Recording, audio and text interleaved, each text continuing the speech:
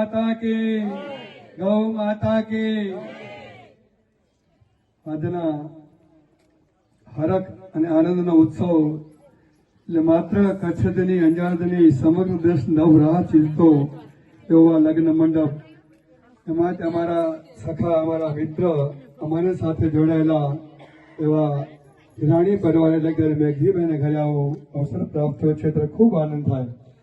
ઘણા દિવસે આપણે પેપરમાં, સોશિયલ મીડિયામાં આજે જોતા હતા, પણ આજે પ્રત્યક્ષ દર્શન થયા.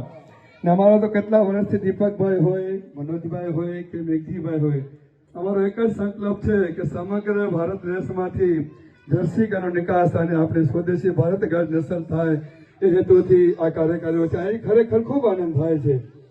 આપ સૌ જોયું હશે કે સમગ્ર વાતાવરણ એક ગૌમય મંડપથી કરી અને શરૂઆત જ આપણે ગોવર્ધનથી આપણા રાહુલભાઈના જે એવા હતા ગોવર્ધન તળેટીમાં થયા હતા. ગોવર્ધન, ગૌશાળા અને ગાયો એક જ સાથે વહેણેલી છે ત્યારે ખૂબ આનંદ થાય.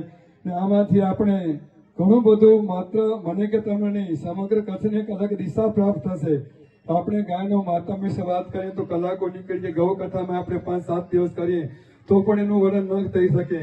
તો ખરેખર અત્યારે આપણી પાસે જે સમય છે એ સમયની મર્યાદા અમારી આપણે ભગવાન પાસે, ગૌ માતા પાસે, ભગવાન નરનારાયણ દેવ પાસે પ્રાર્થના કરીએ કે એમનું જે લગ્ન જે છે એ ભગવાન દીર્ઘાયુ બક્ષે, સારામાં સારું સંસાર અને એના સંસારથી આવા પ્રેરણા લઈને આવા સરસ મજાના કાર્ય ગૌ માતાના, રાષ્ટ્ર માતાના થતે ભગવાન પાસે પ્રાર્થના. જય સ્વામિનારાયણ, જય ગૌ માતા, સૌને રાધે રાધે.